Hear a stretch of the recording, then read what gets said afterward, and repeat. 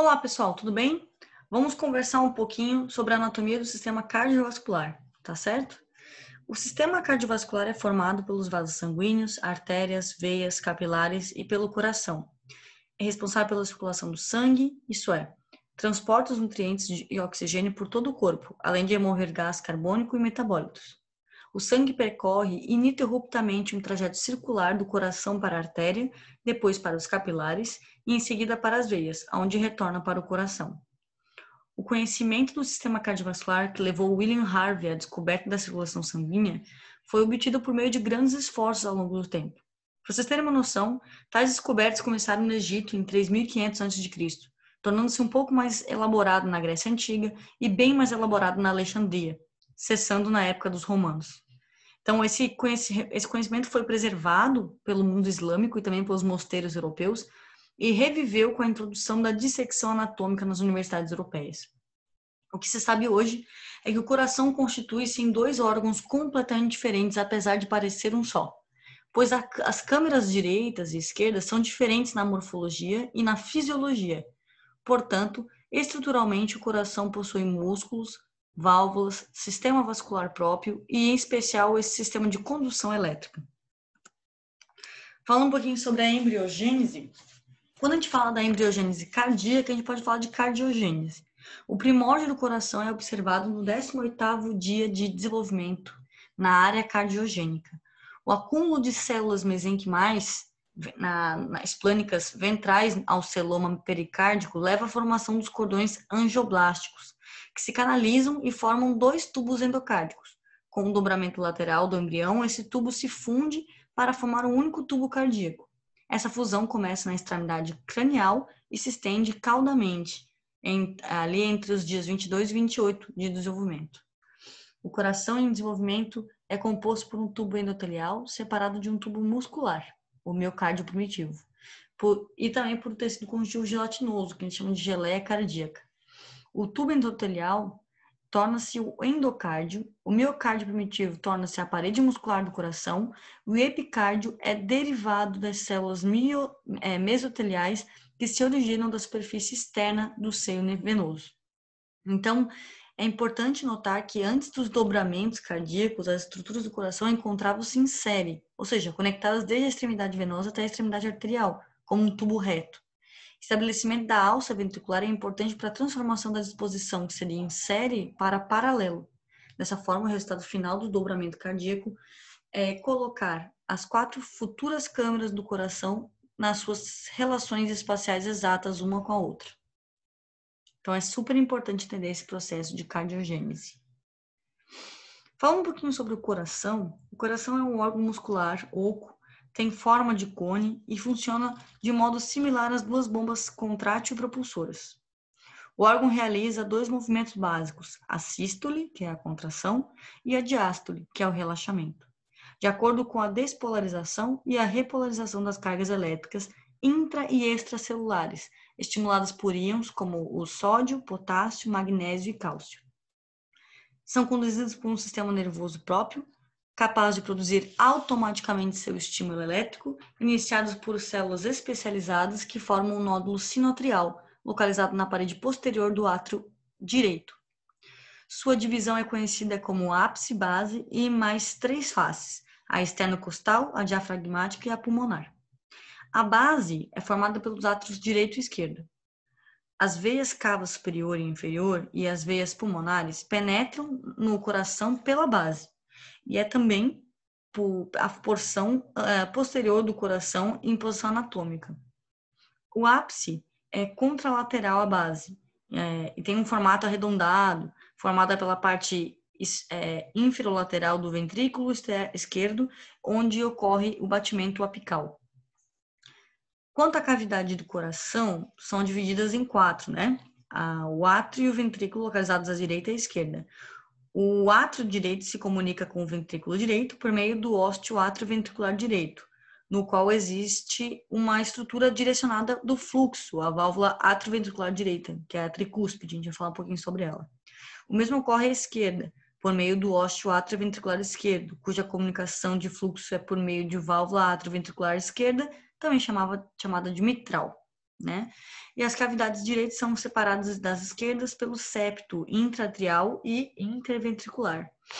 As camadas, a câmara esquerda do ventrículo, por exemplo, proporcionou a força necessária para que o sangue circule por todo o tecido do corpo. Sua função é vital, né? A função do coração é vital, porque a gente precisa dela para sobreviver. Os tecidos necessitam receber continuamente oxigênio e nutrientes. O coração adulto normalmente bombeia em torno de 5 litros de sangue por minuto durante toda a vida. Em média, o órgão tem entre 13 a 15 centímetros de altura, 9 centímetros de largura, 6 centímetros de espessura. Nos homens, pesa de 280 a 340 gramas e nas mulheres, de 230 a 280 gramas. O coração permanece apoiado sobre o diafragma, perto da linha média da cavidade torácica, região denominada mediastino, e entre os revestimentos dos pulmões, que a gente chama de pleura, né? Cerca de 2/3 da massa cardíaca fica à esquerda da linha média do corpo, sendo que uma das extremidades do coração é o ápice, dirigida para frente, para baixo e à esquerda, e o nível do 5º espaço intercostal. A porção mais larga do coração, oposta ao ápice, é a base, dirigida para trás, para cima e para a direita. Fica próxima aos vasos mais largos e a sua parte superior ao nível da segunda costela e está voltada para o pulmão direito e se estende superficialmente na superfície inferior da base. A borda esquerda, também chamada de borda pulmonar, fica voltada para o pulmão esquerdo, estendendo-se da base ao ápice. Então, é bem importante entender que essa estrutura cardíaca ela é extremamente complexa e exige todos esses posicionamentos, né? E, para finalizar um pouquinho essa informação sobre o coração, em repouso o coração bate de 100 a 100 vezes por minuto, né? Batimentos por minuto, em adultos e adolescentes sob condições fisiológicas normais, né? Aqui um pouquinho sobre a estrutura cardíaca, eu mostro então uma imagem super interessante que mostra essa complexidade que é a estrutura cardíaca, né? As diversas questões que existem dentro dela. Aqui é o coração de uma mulher de 30 anos, na vista anterior à esquerda, vista oblíqua posterior na imagem à direita. E mostra aí algumas estruturas que tem, algumas apenas, né, que tem muito mais do que isso, desse coração. Falando um pouquinho sobre a histologia cardíaca, os tecidos que tem no coração, nós temos então um tecido super importante que é o pericárdio, né? Que nesse desenho apresenta o pericárdio, né? Aqui à esquerda. O pericárdio é uma membrana fibrocerosa em forma de bolsa que recobre e protege o coração e raízes dos grandes vasos.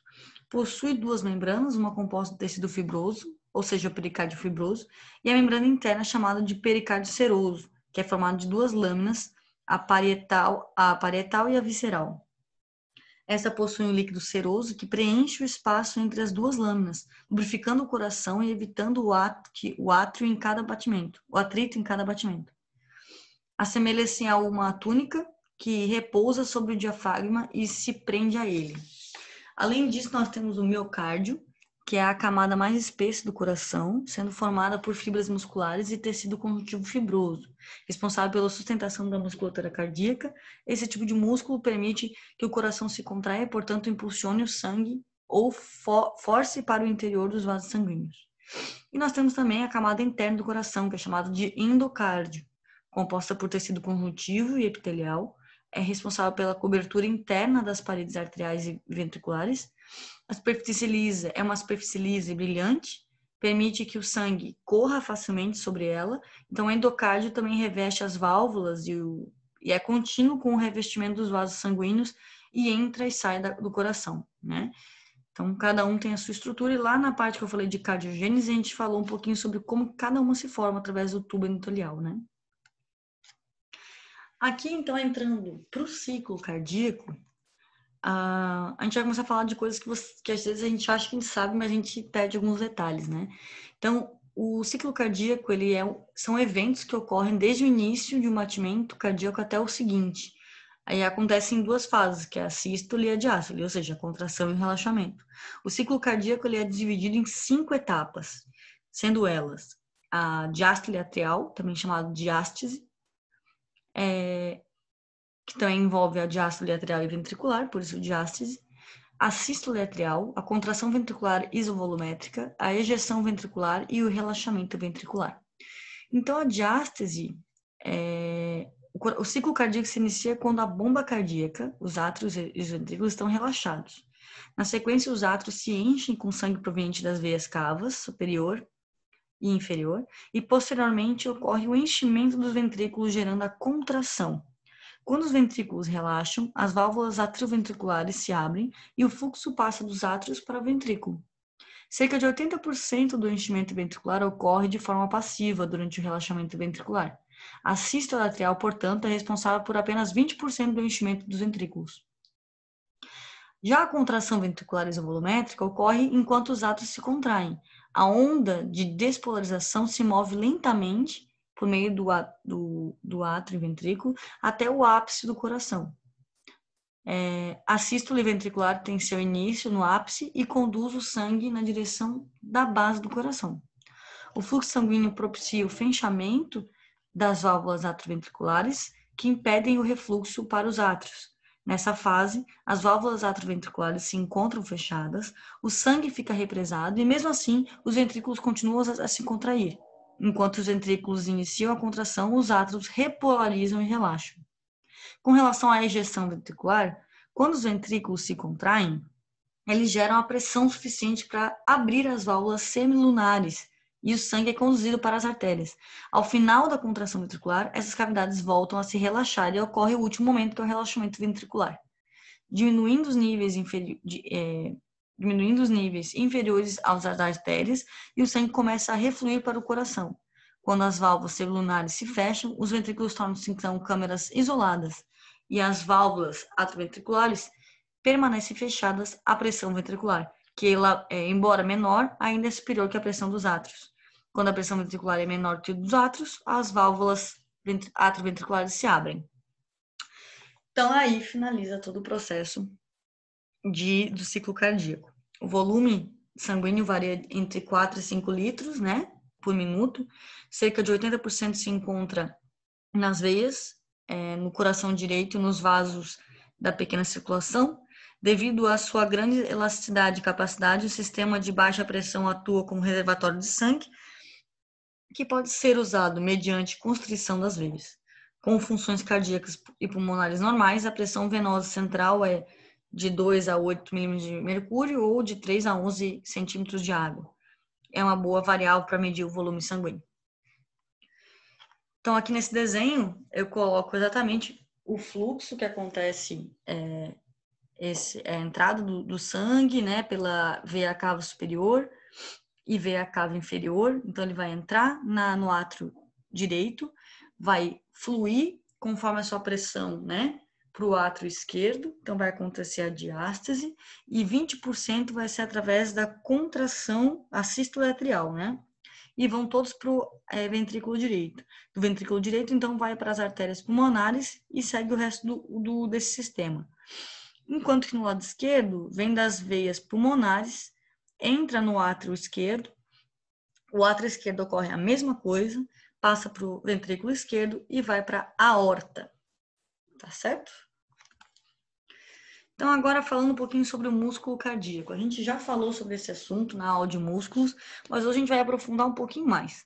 Então, o coração é um músculo estriado de contração involuntária e seu funcionamento acontece por meio de 2 sistemas, simpático e parasimpático e o sistema intrínseco. O sistema simpático e parasimpático são inerentes ao sistema nervoso autônomo, né? E o sistema intrínseco, ele vai pelo mecanismo de Starling, que é a capacidade intrínseca do coração de se adaptar às variações do retorno venoso. Quanto maior for o estiramento do músculo durante o enchimento cardíaco, maior será a força de contração e a quantidade de sangue bombeado pelo corpo. Então, no sistema autônomo, o bombeamento cardíaco depende dos complexos simpáticos e parasimpáticos, a liberação de noradrenalina e catecolaminas, né, no coração, modificando o débito cardíaco e a resistência periférica, para alterar a força de contração das fibras miocárdicas e a frequência cardíaca. No sistema autônomo simpático, há o predomínio de ação excitatória, aumentando a frequência cardíaca, a força de contração e a excitabilidade, e, consequentemente, a quantidade de sangue bombeado. Já o sistema parasimpático, ele tem o predomínio inibitório. Então, ele vai diminuir a frequência cardíaca, reduzir a força de contração e a quantidade de sangue bombeado. Falando mais particularmente sobre as células que compõem a estrutura cardíaca, nós temos os miócitos, né, que são as células cardíacas. Os miócitos, então, eles são, como eu já mencionei na aula de sistema muscular, eles são alongados, eles têm esses discos intercalares, né, que é próprio do músculo cardíaco, que são transversais, que se repetem fazendo intervalos regulares para conectar essas células, permitindo a conexão iônica das junções, tipo um gap, assim, né, fazendo essas junções. E uma forma interessante de vocês entenderem é que existem, inclusive, os miócitos que são ventriculares e os miócitos atriais, né? Eles têm formatos diferentes, eles têm tamanhos diferentes e eles têm, principalmente, estruturas de colágeno diferentes. O miócito atrial, ele tem mais colágeno do que o ventricular. Aqui eu trago, então, uma imagem histológica, né, dos miócitos, visto um pouco mais longe e depois um pouco mais perto. E aqui nós temos o sarcômero também, que é a unidade contrátil. Então, aqui nós temos uma imagem de desenho que vai fazer ficar mais claro, né? A fibra miocárdica, então, são feixes formados de estruturas menores, que são as miofibrilas. Dentro dessas miofibrilas, nós temos, então, o sarcômero, que é a unidade contrátil, que é formada de actina e miosina. Bom, falando um pouquinho sobre as câmeras cardíacas, nós vamos ter 3 imagens bem importantes aqui sobre as câmeras cardíacas. A primeira é essa, que vai mostrar a vista do átrio direito. Então, mas vamos falar um pouquinho sobre antes para introduzir. As câmeras cardíacas são divididas em átrios, que recebem o sangue, e os ventrículos, que bombeiam o sangue para fora do coração. Os átrios possuem paredes finas e entre eles existe uma parede divisória chamada septo interatrial, onde se localiza uma depressão denominada fossa oval, isso é, decorrente do forame oval, que é espontaneamente fechado após o nascimento, né? Inclusive tem pessoas que não fecham esse forame e tem sopro, né? Já os ventrículos são separados pelo septo interventricular. Então agora vamos falar de cada um. O átrio direito forma a borda direita do coração. Tem a parede posterior do tecido liso e a parede anterior do tecido rugoso, devido à sua presença de cristas musculares, chamados músculos pectinados.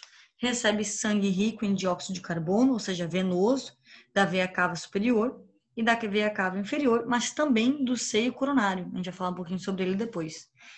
A veia cava superior recebe o sangue proveniente da cabeça, da parte superior do corpo.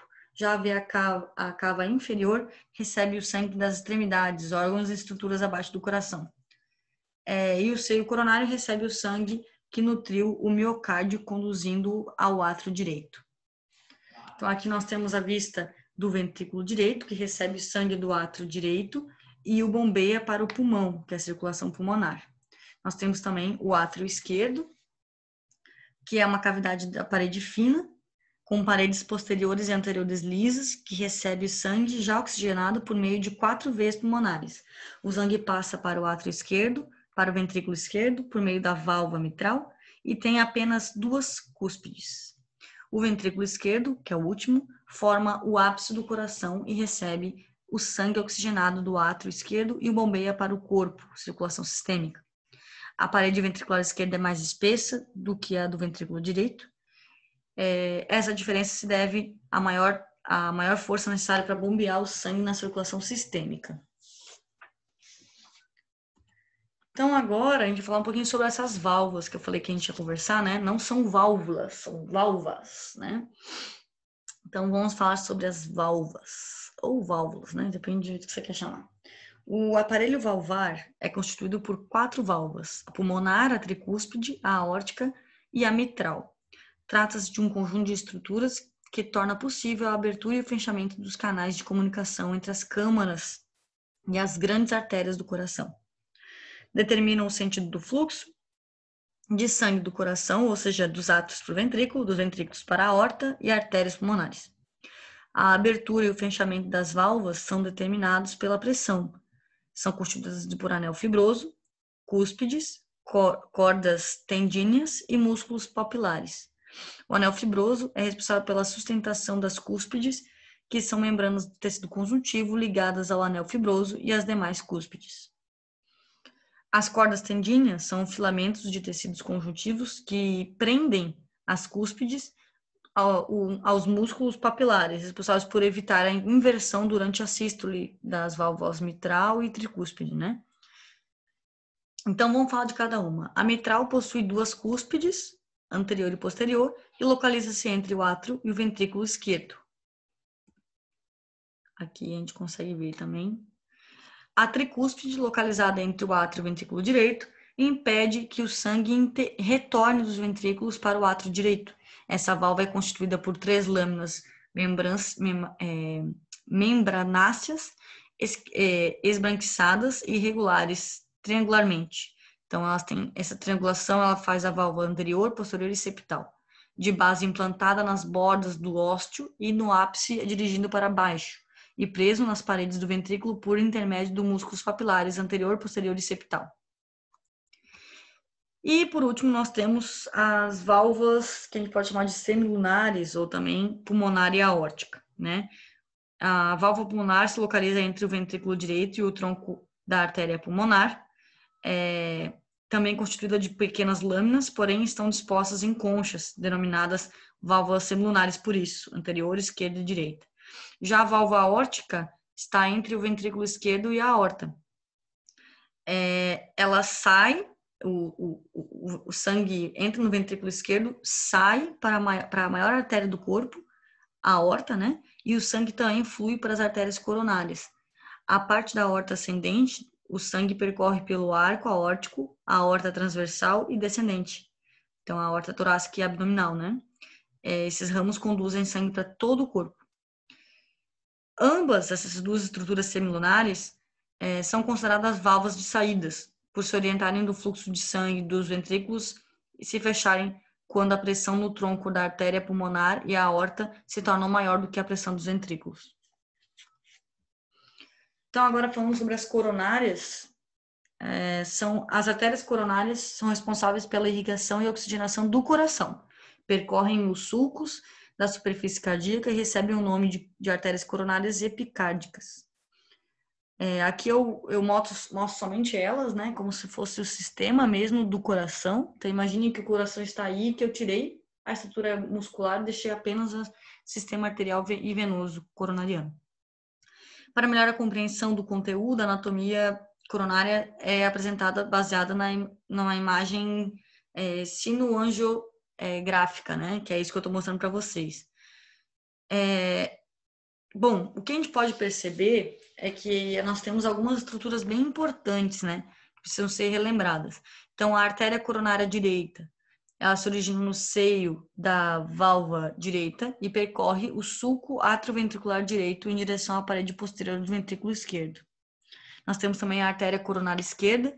A coronária esquerda e seus ramos são fundamentais para o bombeamento do coração, porque mantém o átrio esquerdo e a maior parte do ventrículo esquerdo oxigenados. Nós temos também a artéria descendente anterior e os ramos, que se localizam na parte posterior do tronco pulmonar e com trajeto posterior à aurícula arterial esquerda para alcançar o sulco interventricular até o ápice.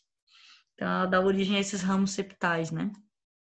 E, por último, nós temos a artéria circunflexa e ramos.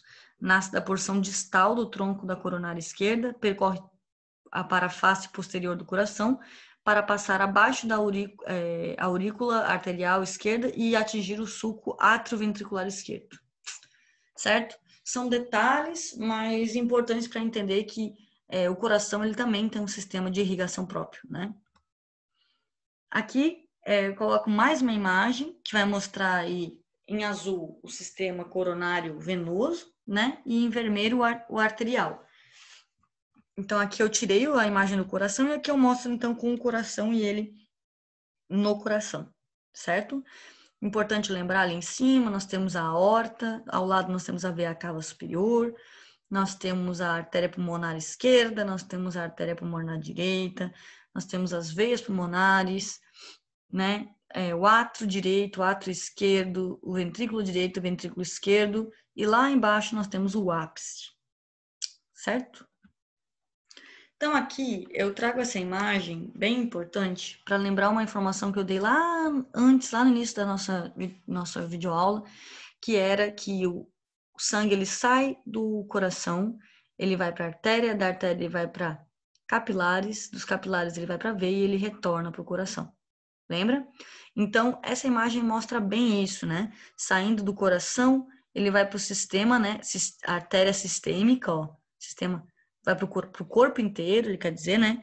Chegando nos tecidos, onde ele é filtrado pelo plasma intersticial entre as células, nesses capilares, né? Dele vai lá, se une novamente esses capilares já sem oxigênio, porque já foi filtrado, entra nas veias e retorna para o coração.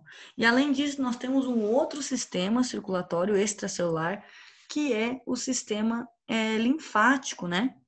Então, o sistema linfático ele vai captar esse líquido, esse fluido intersticial e vai canalizar para as veias, vai levar de volta para as veias, o que não é necessário para o nosso coração avaliar. Então, mais para vocês entenderem melhor esse aspecto. Os vasos sanguíneos, quando a gente fala, parando de falar um pouquinho do coração, mas sem parar de falar porque é impossível, né? São compostos por 3 túnicas, tá? Exceto os capilares. Sendo a túnica íntima, que é a camada interna, composta por um revestimento endotelial e formado por uma superfície lisa. A camada do meio, que é a túnica média, que é composta por um tecido elástico e músculo liso, apresentando-se mais espesso nas artérias do que nas veias. E a camada externa, que é a túnica adventícia, que é composta por tecido conjuntivo e bastante resistente. Nessa imagem dá para se ver a diferença da espessura de cada túnica, né? As arteríolas, as artérias e os capilares são tubos cilíndricos elásticos que transportam o sangue sob alta pressão. A aorta é a principal artéria do corpo humano, se divide em ascendente, arco aórtico e torácica e descendente, se ramifica até formar as demais artérias e grandes de importância na circulação sistêmica, chegando às arteríolas. Essas se dividem, né, em redes densas de vasos microscópicos intimamente em contato com os tecidos denominados capilares, que é o que eu estou mostrando aqui nessa imagem à direita, né, mais fortemente. Então, os capilares são divididos por camadas de endotélio, de paredes permeáveis responsáveis pela troca de líquidos, nutrientes e eletrólitos. Já as veias são caracterizadas como vasos que transportam o sangue dos tecidos para o coração, promovendo o retorno de volume do sistema cardiovascular.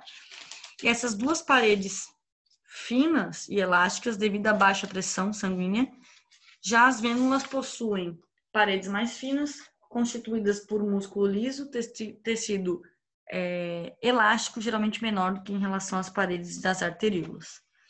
Então, aqui, ó, a gente vai ver a diferença exatamente nisso, né? Existe a estrutura das túnicas arteriais, que são mais espessas.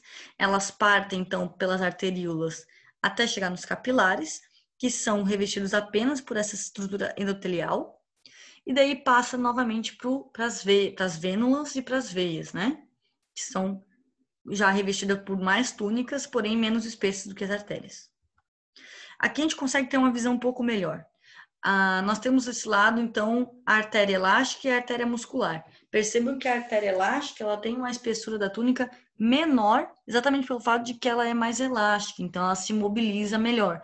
Quanto mais espessa for essa túnica que a gente chama de túnica média, quanto mais espessa for ela, menos essa artéria vai conseguir ser amassada, né? Ela vai ter mais resistência. Aqui do lado nós temos, então, as arteríolas e os capilares. Olha que diferença, né? As arteríolas, elas têm essa estrutura que envolve ela, mas é uma estrutura de tecidos quase de células transversais, assim, né? Mais longas, né?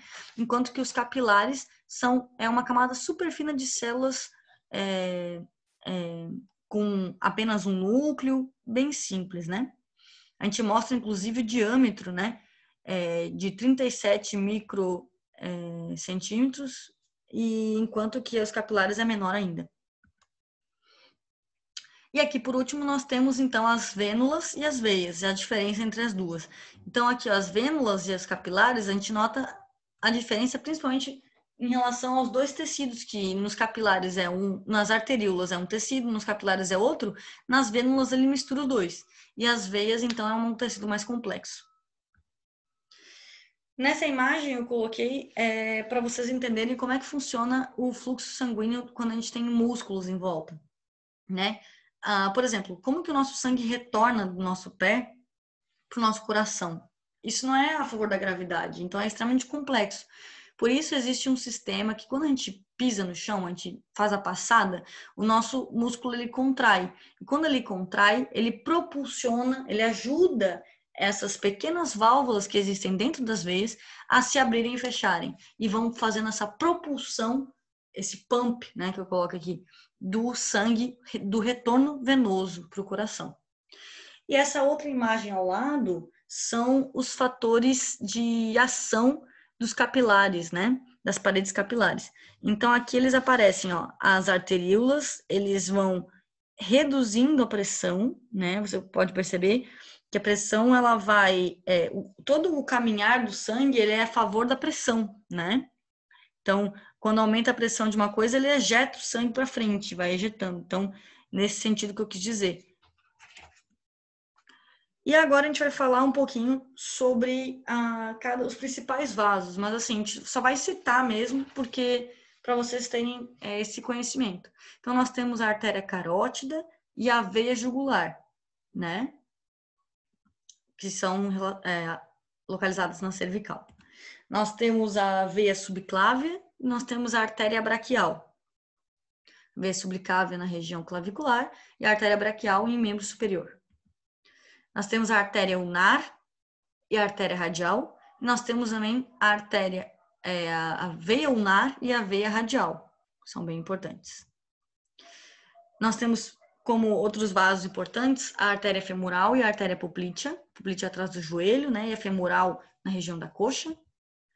E aqui algumas referências para vocês estarem cientes. Tá certo? Até a próxima, então.